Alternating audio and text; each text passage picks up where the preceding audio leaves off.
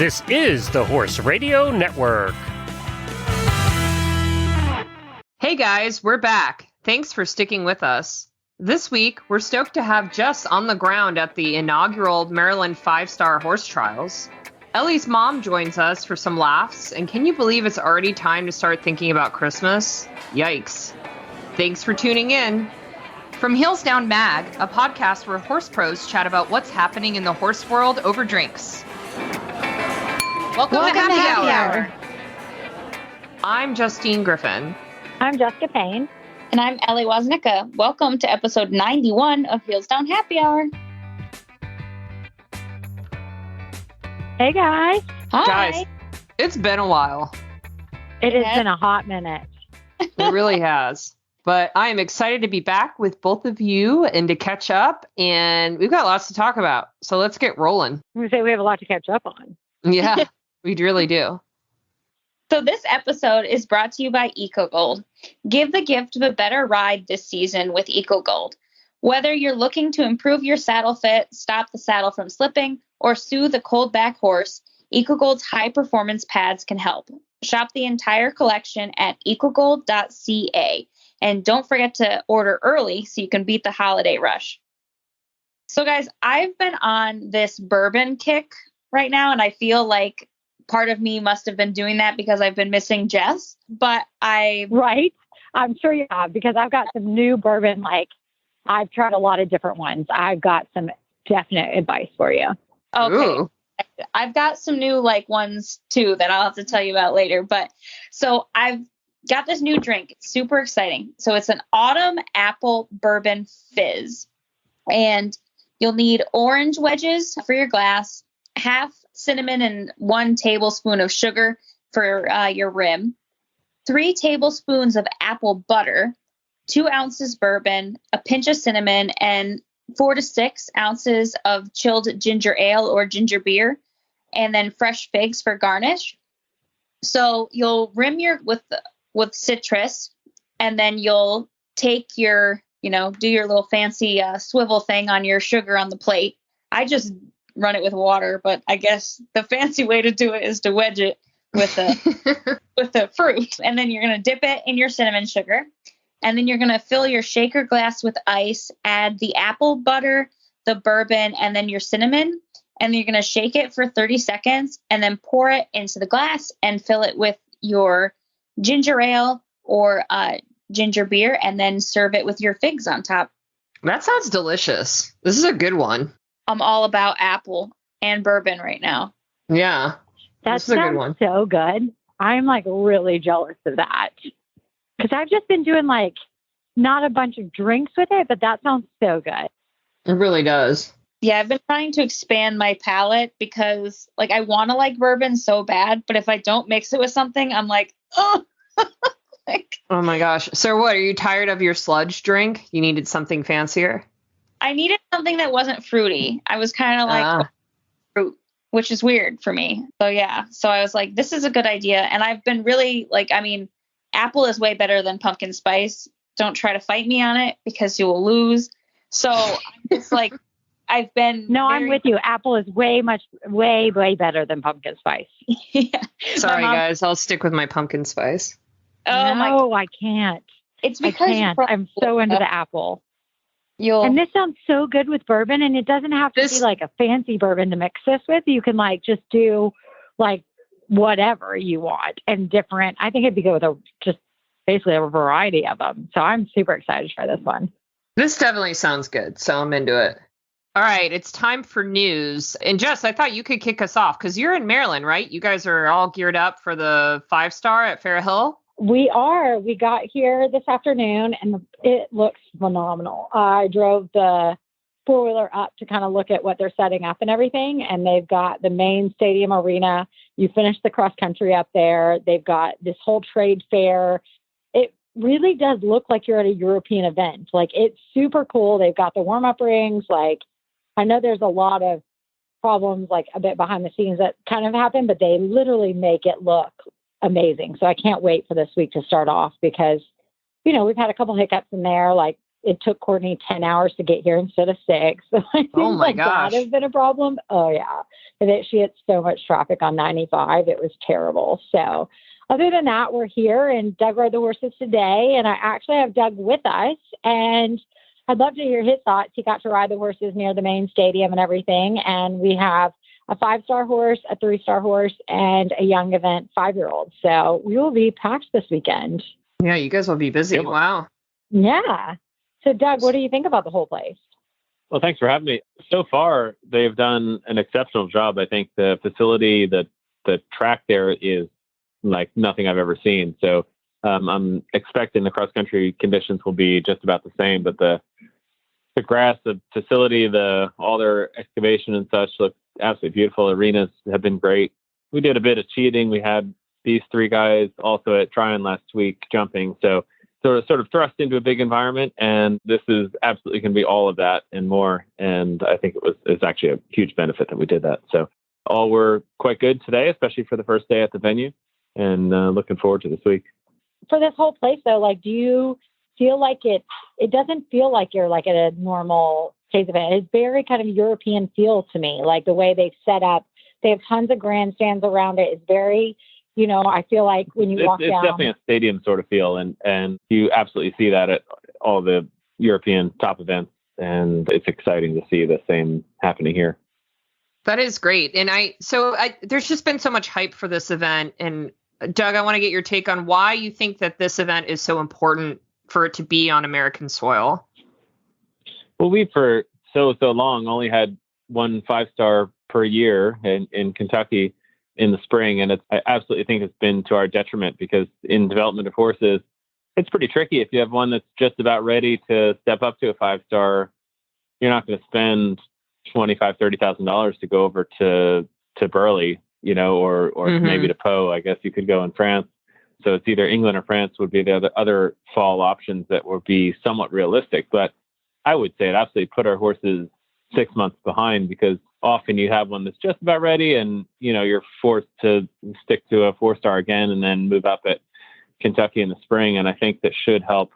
At least I expect it would help as far as developing a larger string of legitimate horses with experience that could contend for team selection in the future. Gotcha. All right. So I know USCA has been great about, making promoting this event and sharing where we can all watch. And I hope we could check in with you in a couple of days here, maybe on the Heels Down Instagram, and just see how things are going as the event gets rolling. Absolutely. I'd look forward to it. How are your horses feeling? Like, you feel ready? Yeah, the horses are great. So we've got 3 here. Quantum Leaves is in the 5-star. This is his second. So he did his first 5-star at Kentucky. He's owned by Jess, myself, and Susan Trillock, who's been a longtime supporter of mine. And we bought him as a weanling. And so it's super exciting to have him sort of stepping up into the big time for real. And I think he's got a very good shot to be at least in the mix here. Well, I don't know that he's going to win it, but he should be right around there. In the 3-star, we have a horse called Camarillo, bred by the same woman, Dee Dee Callahan. She bred Quantum and Camarillo. Yeah, Eastern Shore, Maryland. And we bought him as a weanling as well. And he is the same sort of deal, Jess and I and Patrice Ratto out of Aiken, South Carolina. And so it's pretty cool. He's a 7-year-old. He actually sort of had first dibs on the grant to go over to France to lay Leon to the 7-year-old World Championships. But with COVID, it just was going to be really difficult for us to make that all happen. And so unfortunately he missed out on that trip, but I think this is an awesome consolation. It looks like a fabulous competition. And then the 5-year-old is a horse called Vince Van Gogh, bred by Debbie Crowley, who also bred Quinn Van Diver that went to the Olympics, and a super exciting, talented young horse coming up. And so it's a really good group, and they're at least today we're set off on the right foot for sure. Awesome. Well, Doug, thanks so much for taking a few minutes. Oh, no worries at all. Anytime. So my article this week I found on Western Horseman, and it's about kind of the change in thought on rotational deworming. So I've always done the rotational deworming. I don't know about you guys, but that's kind of what's recommended for the colic-care insurance. So I do that, and then I do yearly fecals. But what this article and the vet was arguing is that we're getting a lot more resistant worms because of the rotational deworming. So it kind of talked about how, in a herd of horses, right, there's only going to be some horses that are going to be your high shedders. And it's recommending keeping those horses on, 4 times a year, but then your light shedders doing those only twice a year in the spring and the fall. And I know everybody, worms differently. I've always just followed the Valley Vet one, where I can just buy them all at once. But so this is definitely something to consider. I'm not sure how I feel about it. Like I understand the whole resistance to the medications, but I'm also one of those people, like, if it's not broke, don't fix it. Right. So That's kind of how I feel. work. Like, I think it's quite odd that, like, now they're recommending you don't do that. You know what I mean? Whereas before it was always, make sure you take care of it. Make sure you do this. And now it's, no, now we don't do this at all. Now it's just like, well, we've learned that it's overkill, right? Like we're creating our own new set of problems by maybe doing it too often, Exactly.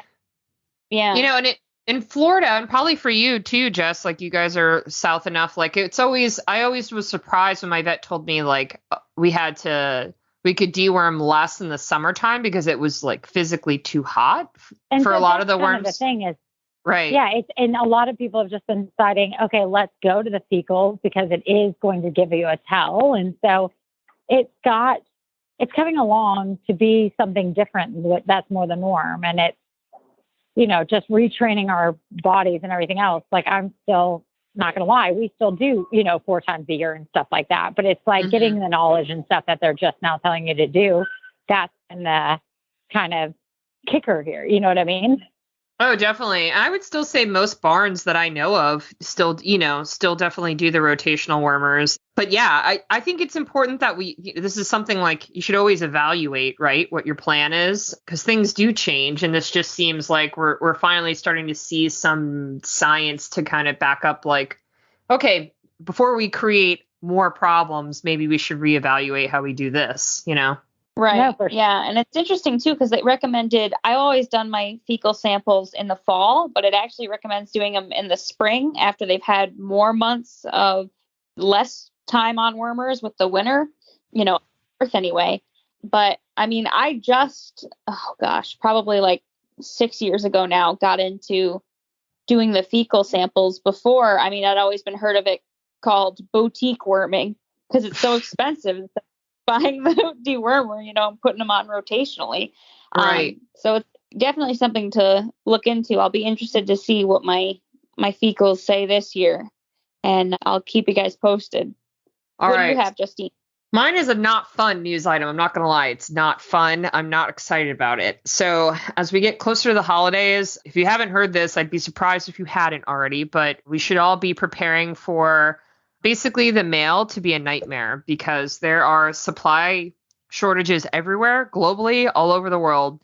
It is just hard to get materials to make stuff, but we really want to keep buying stuff. So we've created this intense demand with not enough supply for anything you could think of. So as we gear up for Christmas shopping and just the holidays in general, I mean, it's just basically, if you haven't ordered stuff yet, you should. I would be worried if you're going to get it by Christmas. Right? How crazy is that, though? And it's That we just, should be doing this all now.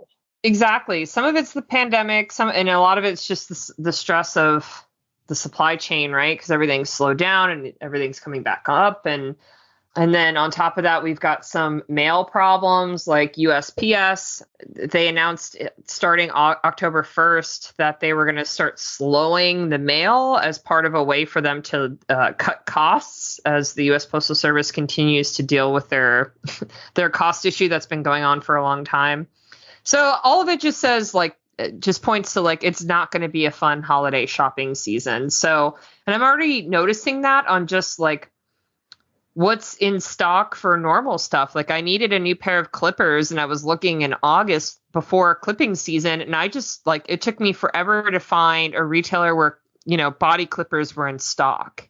And so that got me worried about supplements, about all kinds of stuff. So if you ever wanted to be a hoarder, now is a good time just to get your stuff. If it if it's things you know you're going to need, I would have already ordered it, but definitely order it now if you're just now thinking about it. So, because Christmas is going to be weird, guys.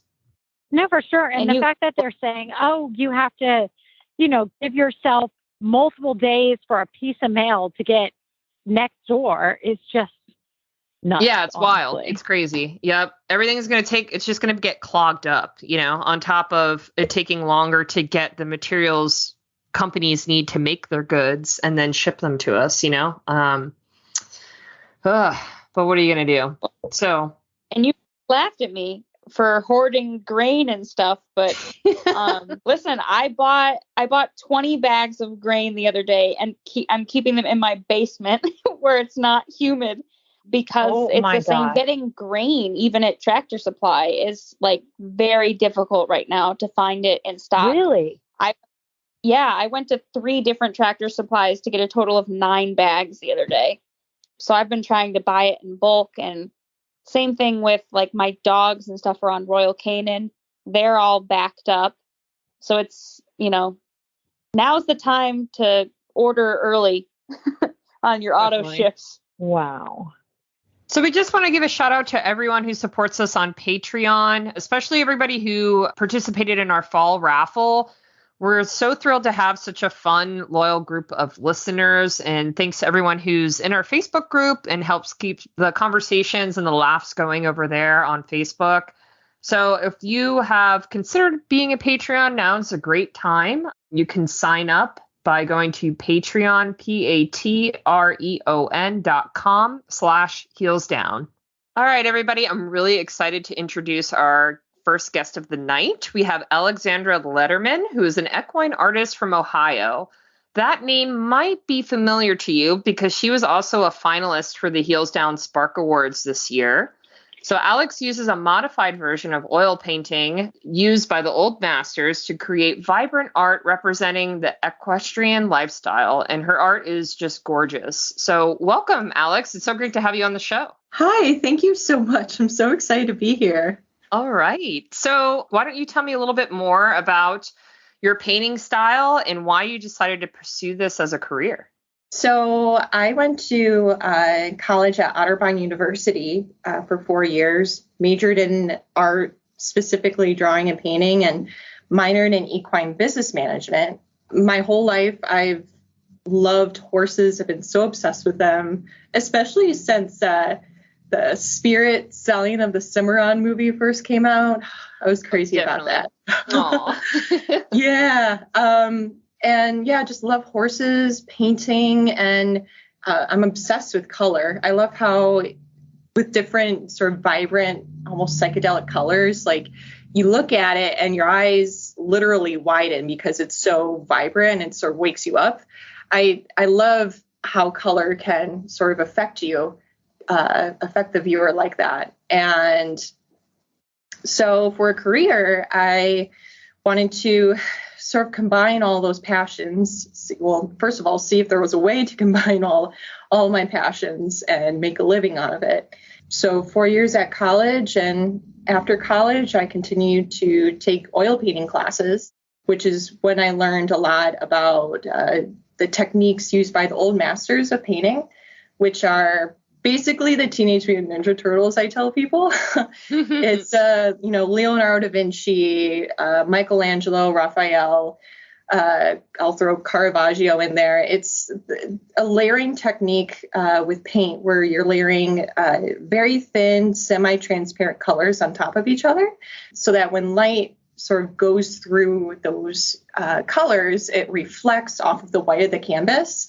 And it does like a really fun and cool, complex effect to all the colors. And when you look at it, it's a bit more vibrant compared to a flat color of mixing something. So yeah, that's a little bit about my work, where I come from. So you're obviously a bona fide horse girl. Yes. So how have horses inspired you creatively? Like, how did you know you went to school for art? Mm-hmm. You had this passion for horses and riding. Like, how did you decide to marry the two, or did that just really come naturally to you? It sort of just came naturally to me. I remember the drawing and painting at least started with the stallion of the Spirit Stallion of the Cimarron movie. On the DVD, there was a special feature of how to draw Spirit. And I remember watching it like dozens of times and just learning how to draw a horse, because horses are they're so complicated. And I always felt like I could draw a horse a lot better than a person. And horses as well, for me, really helped with my mental health growing up. I had a lot of struggles with anxiety and depression, and spending time riding and competing with my horses really brought light back into my life. And I wanted to find a way to continue to do that as an adult and make a career out of it, so that I, always had something to look forward to every day, either with my horses or with painting horses. And with my business, it's sort of grown from my paintings helping me. I've really sort of thought and dug deep on why I want to continue to do this for other people, make paintings and commission work.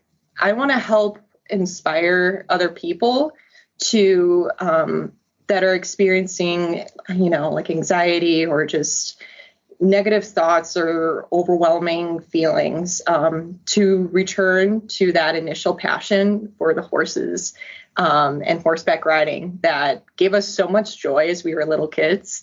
So for my art to sort of represent that and help remind equestrians and viewers, how amazing horseback riding is, and just the equestrian lifestyle and horse showing and all these details that as we grow older, I feel like we tend to overlook. They're easy to, forget how great we have it with horses in our life. And I want my artwork to sort of be a vehicle in that way to help equestrians. So awesome. Speaking of your career, you were a finalist for the 2021 Heels Down Spark Awards. Congrats, by the way. That is awesome. Can you tell us more about that experience? It was so great. Will you tell us more about that whole experience for you? Yeah, it was sort of a last minute actually entering my work in. I struggle with my work a lot. I struggle with confidence, thinking like, are people really going to want to, look, enjoy my artwork, or should I even enter, like those like doubtful thoughts. Like I experienced them a lot too with like showing and competing, but I ended up signing up and thinking, I did it. Like if anything, just in case if, nothing happens, I'm excited to at least see the finalists, to see, all these other artists and creative people and in the equine industry. And then I got the email that I was a finalist, and I think I cried and screamed like for a good, like 5-10 minutes. Aww, yeah. I was like, oh my God. So, it's been such a cool, I feel sort of imposter syndrome a little bit, just because I just remember in college just being told or, teased from, my fellow classmates that about this girl that's always painting horses or just always fixated on horses. But now just feeling like I finally made it, it's sort of validating that I can still continue to do what I love, and it can help other people too, help inspire other people. A few weeks after the results of the Spark Awards were announced, Patricia De Silva contacted me, and she asked if I would be interested in collaborating with Heels Down to have some of my artwork included in their sort of collection, their new collection that they'll be launching. And I said, absolutely, yes. And it's so cool to see my work on the Heels Down website and them being on cards and Christmas cards. And I'm just so excited that my work will be able to reach a much broader audience than my my self-taught marketing skills have, given me. So it's such an honor, and I'm so excited and so grateful. If you guys haven't seen the cards yet, we just recently debuted them in the Heels Down shop. You can go to shop.heelsdownmag.com.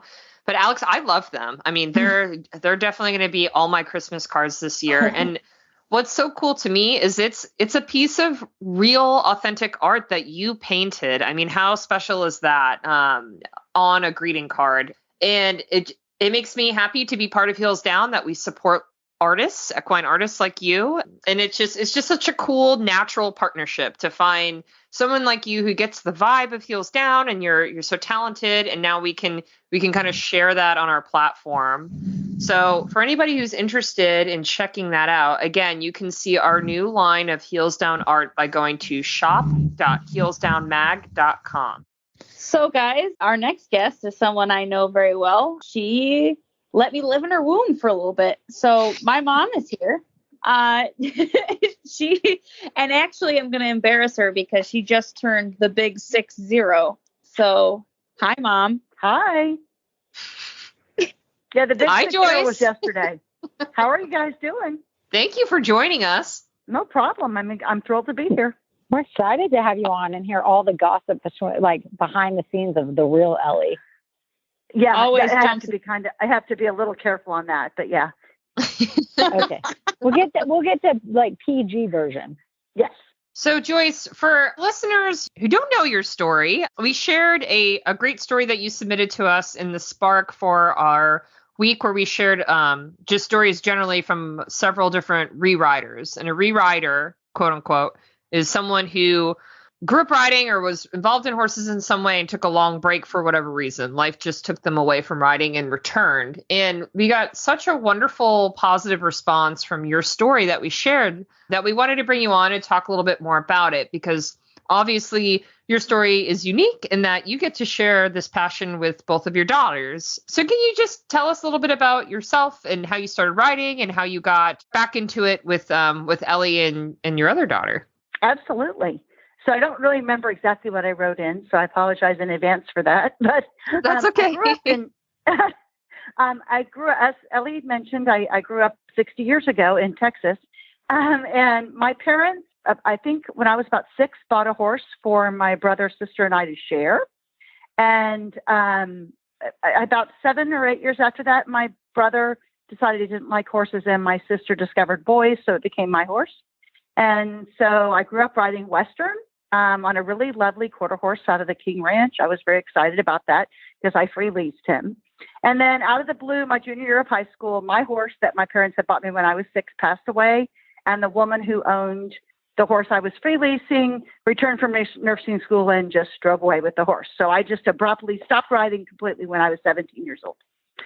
So I went to college. No.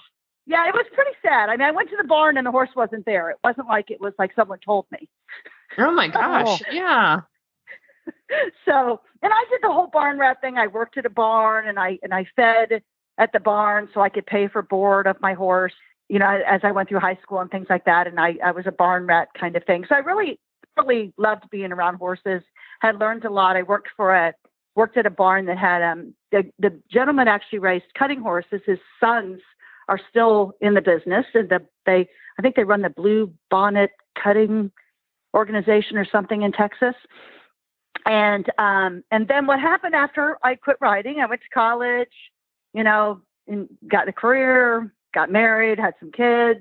And then I realized Ellie actually put her on a horse when she was about 18 months old, and she didn't hold on to the saddle horn. I just remember that very distinctly. She was 18 months old. All these other kids are screaming, holding on, the saddle horn. Ellie was like, "This is fun. What's the pony's name?" Patting it and everything. And I signed her up for horseback riding lessons when she was about 6 or 7 years old. And I watched for 2 weeks and was like, I can't stand this. I have to ride again. Aww. So she was riding English. I'd never been in an English saddle in my life. So at 42 years of age, I got an English saddle, and I walked for 2 weeks because I didn't know how to steer English. So it was really kind of embarrassing because I thought I was this great rider. But after that many years out of the saddle, I was not such a great rider. And so I literally took lessons at that barn that Ellie was at for several years and kind of went from there. And I've been riding ever since then. Oh. So, Mom, I mean, I know what it's like, obviously, for me, but what is it like, sharing this with me and Lauren, this passion for horses? Yeah, well, a blessing and a curse simultaneously.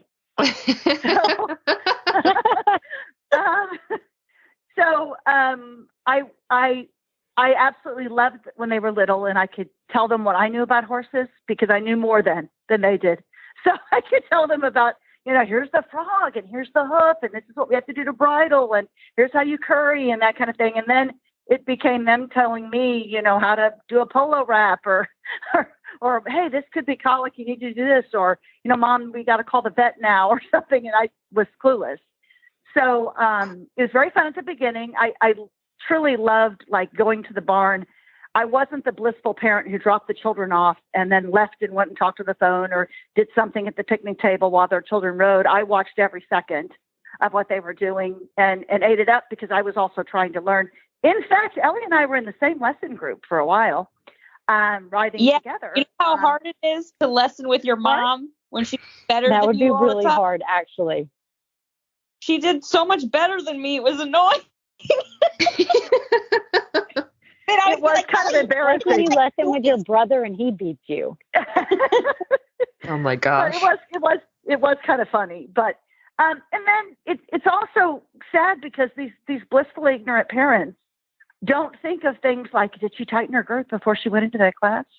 Or I got in big trouble about that one, by the way, with a coach. But or did she put her stirrups up to the right length before she went to jump that course? Or, oh my God, she got the wrong diagonal. She's not going to place in this class. Or wrong lead. Oh, hit the jump.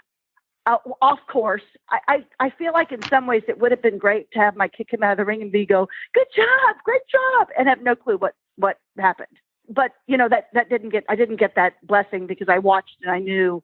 I guess at least I knew when to walk away and kind of hide so that they could go vent somewhere else because they knew they had made a mistake. So that's amazing. So I have a question. I want to know what Ellie is really like at the horse shows. Okay.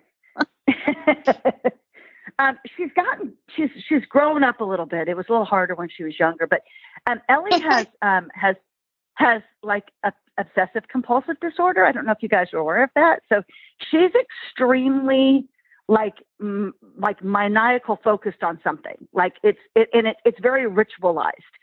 So you cannot touch her horse, her tack, herself, her belongings, her boots, her coat, anything. And it has to all be done the way she always does it before she goes into the ring. So me as a mom always wanted to help. And the wrath of Ellie at a horse show is not something you want to witness. So I had to really learn to kind of stay back. In fact, we joke about it. I have a 50-foot rule at horse shows sometimes to kind of stay 50 foot away from Ellie, 50 feet away, so that I don't get in the way when she's getting ready to go into a class. Ellie, So wow. that funny. But the one thing I think is awesome about Ellie is that she always takes, she has these two qualities I think that everyone should learn about anybody at anything at a horse show, is that she always keeps a sense of humor, and it's never her horse's fault. So she will come out of a class, and I remember a trainer from another barn coming up to Ellie after her horse had bucked down the lines, and she had to circle around, make a circle to go to the next jump because he was bucking, and she was laughing her head off because there was nothing else she could do, because he was just happy to be in there. And she just came out smiling. And some coach trainer said to us, what a great sense of humor, what a great attitude. So that part is really fun to have at horse shows, is that she always worries that she's let her horse down if something goes wrong in the class. And if something really, really goes wrong, she usually just laughs. Sometimes takes a bow, but we could get into that another time, but usually just laughs. Oh, no. Oh, my gosh. Aw. I got that. Apparently, judges don't like it when you bow when you fall off. I didn't know. No. I thought it was So incredible. You have to understand, it was really muddy It was really muddy. She was at an IEA show. She was in like 10th grade, and she had made this horse got pulled like the next class. It was so bad. It was bucking the entire class. She managed to go every jump beautifully. She had lost both stirrups. It was her closing circle, and he got her off. No. And she just slapped into the mud, got up and did, the lovely back. She didn't do a dismount, which I think was always nice when you throw your hands up like the gymnast, but she instead bowed. So I thought it was pretty funny. I know. That's amazing. All right, Joyce, the last question for you. So you share this passion with your daughters, which is wonderful, but what inspires you to keep going with your horse and to just keep going in the saddle? Well, I think it's three simple things. One is I cannot gain any more weight, so I have to get some sort of exercise. That was like the first one. So if I go to the barn, I'm getting some sort of exercise. Ironically, I have two parents that were in wheelchairs by the time they were 70 for various reasons, and I am going to avoid that as long as possible. So I feel it's important to get out there and be in the saddle and be around the horses and stuff. And then there's a lot of guilt involved. I pay board for this lovely, almost 18-hand horse that's becomes a very expensive pet if you don't actually go ride him. So I think that's important to make sure that, I get out there and actually go take care of him, because that's what he expects of me. Oh, that's awesome. Well, Joyce, we so appreciate you joining us and sharing some more insight into Ellie. I learned a little bit about Ellie today. I learned a lot about Ellie today. Let's get real. I have a system. You always do learn something about Ellie, always. So if you enjoyed the stories from Rear Riders we shared in the Spark last week, you should head to our Instagram page, which is @HeelsDownSpark, because we are currently doing a giveaway. We're partnering with Trafalgar Square Books to give away Denny Emerson's next book, which is publishing in December. So if you participate in our giveaway, you'll see a post with the cover of his book on our Instagram. All we're asking is that you share your own rewriter story in the comments, and you'll be entered to win a copy of Denny's book. The contest closes October 25th, so don't miss out. Okay, guys, it's time for Rose and Thorn. Who wants to go first? I can go first. Okay, go for it. Good. So my thorn is that I'm sad that we're not I talked about, we got the Le Lion grant to go to France and do the 7-year-olds and stuff. So my thorn is that it's coming up and it was supposed to be next week. But at the same time, my thorn is also like a blessing in disguise, because it's just got to be so much with the whole COVID thing. And at one point the kids were, originally the kids were going to come, and it was like, it's one of my favorite events, and France is one of my most favorite countries. So it's like, my thorn is that, it's coming up and that we're missing it. But in reality, it's still a blessing in disguise, but it still hurts a little bit that I don't get to go eat bread and cheese, which my body probably doesn't need anyways. But that's hard to pass up. My thorn is that I'm actually not going to eat bread and cheese next week. So, or at least French bread and cheese. I will probably eat American bread and cheese, so it'll be fine. But that's my thorn, is that I'm just a little sad, but in the end, it's not really a bad thing. And then my rose is about kind of horse shows too, because we're wrapped up in horse shows. We're every week going. We're home for like less than 24 hours. That really should have been my thorn, but I think that's just become life, so that it's not a thorn anymore.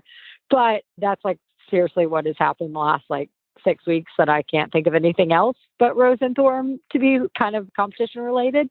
So my competition rose is that we're here at Fair Hill, Maryland 5-star, and I'm so excited. But my rose this week isn't that Doug and I are here. It's that my two best friends are here competing in the 3-star. One of my best friends has competed through multiple 4-star stuff like that, but then had kids and is coming back. And she has two really, really cool young horses in the 3-star. So I'm super excited she's here with us. And then it's one of my other best friends' first 3-star, 3Ls. So I'm super excited that I'm here with them and get to cheer them on. I know, that's a good rose. I'm excited to see how it all goes this weekend too.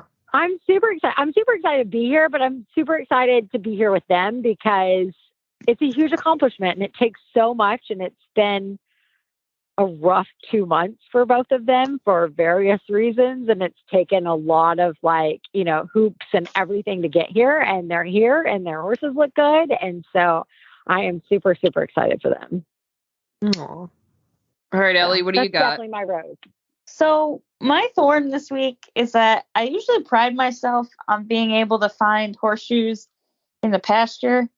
But yesterday, Berkeley pulled a shoe, and I'm kind of embarrassed to admit, almost 3 hours looking for the shoe with a metal detector. Are you serious? I mean, granted, my pastures are really big, okay? Yeah, but I know, yeah. Usually I can find one. Like, I've always kind of prided myself. Like, I've given myself the shoe finder badge, my brownie vest. And I'm kind of annoyed that I couldn't find it, even after 3 hours and the metal detector. So I'm thinking he must have thrown it out of the pasture, like in the woods or something. I don't know. But I was really cranky about it. And then I anger shopped and bought this 4-foot magnet to hang from my tractor so I could drive around and get the shoe. And then you didn't take a picture of this for us? Well, I canceled the order because I was like, why am I going to spend $150 on a magnet and $35 of diesel to drive the tractor around? I could just buy a new shoe for $20. I was like, yeah, screw it. So I'm a little butthurt about it. And my pride is wounded because I usually can find them. And even my farrier was like, oh, it's weird that you couldn't find it. And I'm like, I know. Okay. So that was frustrating. But my rose was that the shoe got put back on today, and I was able to ride Berkeley because I had set up all these jumping exercises and some grid work in my arena, of course, the day he pulled the shoe. And I was like, you son of a bee. And so I was excited to actually do that stuff. And I almost fell off only once. So I'll take it. So that's my rose, was that he was really good for our ride. And I only ate one jump. So there you go. All right, my turn. I've got a good rose. I've been trying to remind myself for weeks to not forget this one so that I could tell you guys on the show. And I'm proud of my brain because it remembered. So, all right. So my first horse show back with Michael was last month. I'm trying to think. It's October now, right? So yeah, after WEC, he got a well-deserved break of a month of just kind of hanging out. And then I did just a schooling dressage show with a couple of other ladies from my barn. And it was the first time Mikey has showed with friends in a little while, got in the horse trailer, my trainer's horse trailer, and went with friends to the horse show. And it was the day of my classes, and I had tacked him up, and everybody else was out, gone. So Mikey was a little worried because he's social. He likes having his buds. So he was a little worried, and this was just a day of show. We were tied to the trailer. So Mikey was the only horse back at the trailer, and he was just being up and stupid enough where I didn't feel like I could leave him tied to the trailer unsupervised. You know what I mean? He was threatening to be stupid. So, I had to pee before I wanted to get on, and everybody else was on a horse, or the family members were all at the ring. And I was like, well, what do I do? And I was like, well, I guess I have to bring him with me, but he won't fit in the horse show porta potties. So do I go in the woods? And I was like, okay, so I'm going to go in the woods. So I take Mikey, I put his bridle on. I'm all dressed, hairnet, helmet on. I'm going to get on after I pee in the woods. And so Mikey is happy to not be tethered to the horse trailer. So he's prancing along next to me, where are we going? Where are my friends? And I look around. I find a nice secluded spot. I pop my squat, and Mikey's doing fine. I'm letting him eat grass and leaves and whatever, whatever will keep him sidetracked while I'm doing this. And then he goes from fine to not fine, right away. All of a sudden he goes mom's in a vulnerable state. Now is my time. And he just straight up rears up. It's the first time I've ever seen this horse rear up ever in his life, that I've known him. He just straight up just rears. And, my pants are at my ankle. Oh my God. And I'm just do I die? Do I just let go? And I was like, I'm going to have to finish what I'm doing with my bare bottom in the dirt. And I just let him go. I'm like, bye. And luckily that was like the extent of his theatrics is he just reared up and then I let go of the reins and I finished what I was doing and pulled my pants up and he just stood there. He just stood there and snorted at me and then I grabbed my reins and I got on and it was over. That was it. Oh my goodness. In that split 2 seconds of me squatting underneath my horse while he's rearing up, I was like, I'm going to die. We're going to attract all this attention to ourselves and I don't have my pants pulled up. Like every worst case scenario went through my brain, but then it was fine. And I got on and I told my trainer and she didn't even believe me that it happened. She's like, no way. I'm like, I swear to God, this just happened. That is amazing. I tell you what, the way I want to go. And I want them to write a detailed report in the Is that you died because they reared and left because you peed? They just find you with your pants down in the woods is what you're saying. Yeah, I mean, I just want to know how, I'm just concerned. How did you die? They trampled you and you were naked or I'm just so confused on how you want this to be a good thing. I just feel like I've got to die, bare butted. It's I was just just with your pants down. Got to die with your pants down. Yeah. No better way to go. This world with a bare butt. Leave this world with a bare butt. Yeah, it was something. I'm not sure I'm good. I'm not good with this one. Can you imagine the rep that horse show would have gotten if you would have died with your butt hanging out? What do you mean? If they found her in the woods? Yeah. There's a loose horse and there's a, bottomless rider out here.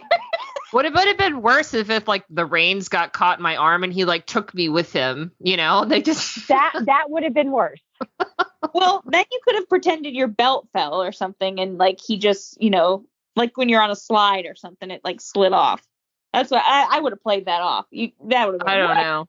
I'm not sure you can play that off. That sounds crazy. Yeah, I don't think you could play that off. Also, I feel like my pants would have been wet, at that point. So my question is, didn't you say this was your rose? Yeah, this is my rose that I survived this tail. Literally after it happened. How is this your rose? I thought this was your thorn. No, this is my rose, man. So literally right after this happened, because I was like, wow, that could have gone way wrong and it didn't, and I was a little had the adrenaline rush from being afraid. And then I was like, I got to write this down or I'm going to forget to tell it on the podcast. I can't. That is amazing. And this happened a month ago, the beginning of September. Yeah. You've been holding this for a while. I know. Yeah. Oh. And then he was fabulous. Then I got right back on and all it took is he needs work, and then he forgets about his friends and was fine. So yeah, he just had a moment. But he scratched his face during it too, because he was in the tree. He was such a mess, but we all survived. So that is my rose. Okay, so I guess my thorn. It's also not really a thorn, but I'm competing at the event at Terra Nova next week. I'm really excited to see this brand new venue here in Florida. And Jess, I guess it's my first true 3-day in that I have to ride all phases on different days, which is cool, but also, I'm not going to lie, kind of a pain in the butt for an amateur person who has to work. I'm going to ride for 5 minutes a day for 3 days in a row, but I'm really excited to see this venue, but I'm nervous because it feels like it's going to be a big horse show. So I think my thorn is that I'm nervous about it. Make sure you've got someone to hold your horse if you have to take a pee. Yes. Yeah. I will have backup for this one. Also, I will use a real toilet from now on. So. I totally thought you were going to tell me that you peed in the porta-john and held the reins. Not going to lie, first off. Yeah, that's what I thought. I was like, oh yeah, I've definitely done that. No, if he was acting normal, I would have done that. But I did not trust him to not dart and knock over the porta potty, so. That would have been the story. Oh God. That would have been way worse than being caught bare bottomed. I'm super excited for you to go to Terra Nova and tell us about it because I've heard it's amazing. And so I can't wait. And you'll do great. You've been to enough prep for your first like kind of 3-day thing, that like you'll be really good. I'm not worried about that at all. Yeah, I'm excited too. It like the venue. So I drove out there because I'm staying at a farm nearby. So I drove out there just to see how far it was. And the facility is gorgeous. Like they've just done a really top-notch job. So I'm really excited to see it in action when the horse show's going on. So You'll be awesome. thank you guys. All right. So we've got a mailbag for you. And I think both of you probably can think of a good contender for this question. So what's the quirkiest horse you've ever owned? Like what about this weirdo horse like made them totally like a goofball? Do you have like a good quirky horse that you rode one time or owned that has like a good weird story? Like you just don't know how this horse survived, that it was so weird. I guess the quirkiest one I had was one that just bucked at random times. And his buck wasn't like straight. Like I have video of him like kicking straight out to the side. And when I was teaching him changes, he kicked the standard. Like he was incredible aim. And that was probably the weirdest, quirkiest horse I've had. But so we just had to kind of turn his focus into something else. And I think that's the biggest problem with quirkiness, is that you have to figure out somehow to like distract them from what they want to do to something else.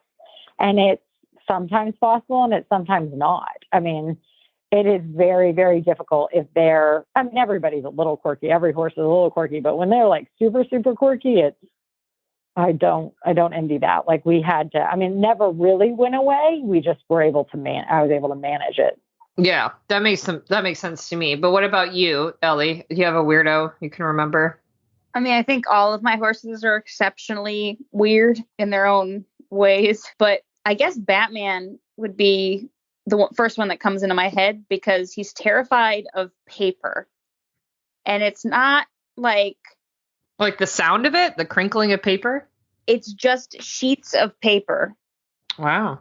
Like white paper. So it's weird because it doesn't matter. Like he likes peppermints, and you can crinkle things. It's not the noise. It's actually like sheets of paper that terrify him. Like if you were to like hand me a prize list or like a jumping course, or in his case, like a pattern while I'm on him, you cannot.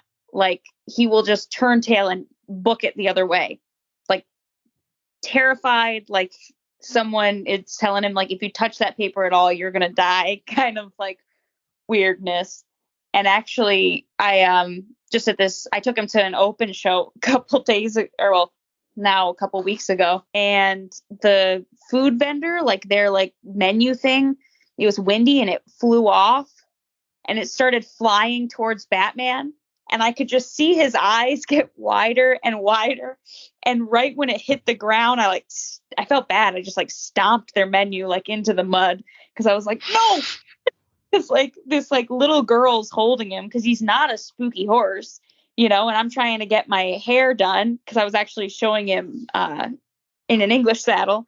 And I was like, oh my God, this is going to be terrible. He's going to run off, like terrified of this piece of paper. But everyone was like, oh, that was good of you to catch that. I'm like, you don't know what would have happened if I didn't. So yeah, just weird. Like doesn't care about plastic bags, like not like normal spookiness. It's pieces of paper.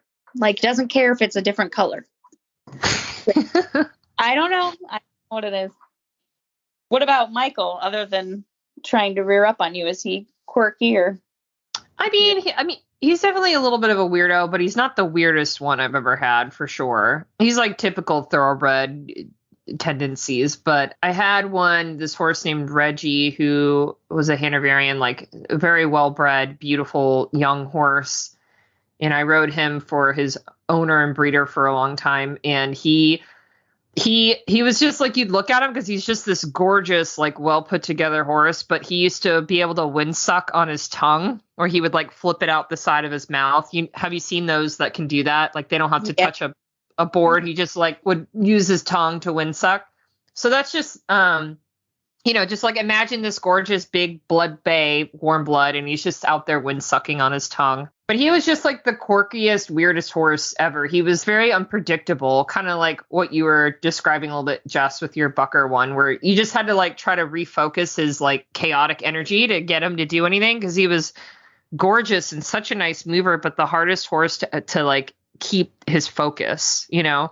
But he was one that, like, some days he walked right in the trailer. Other days it took 5 hours to get him in the trailer. You know what I mean? He kicked stall boards all day long. One time the owner sent him to Sarasota for me to like horse show him for like a season. And we were like where I was living, and I had him boarded at a barn, and he would be turned out at night. And this barn had like, it was like you'd walk down the main grass aisleway to all the paddocks, and all the gates would be on either side. And then you keep going to get to the barn.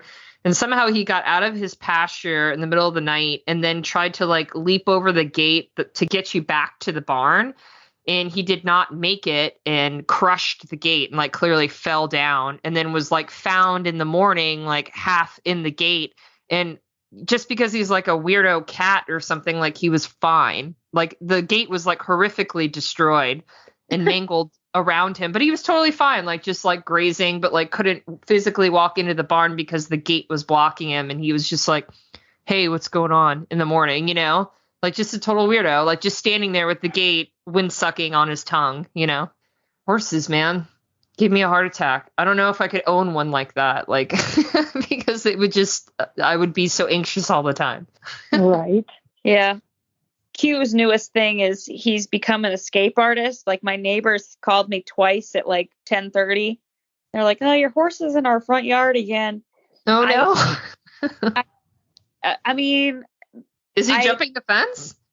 No, I don't know, maybe, because nothing is broken, but he's either like crawling through it, which doesn't make sense because all strands are electrified, or he's like limboing under it. I don't know if he's rolling and like pushing himself through, but yeah, somehow he's turned himself into Houdini, and he thinks it's really funny, like, because he doesn't go anywhere. Luckily, he just grazes usually like on the other side of, you know, the fence of where the other horses are. But I'm like, why can't you just stay in the pasture? Like, I don't understand why you have to be such a delinquent.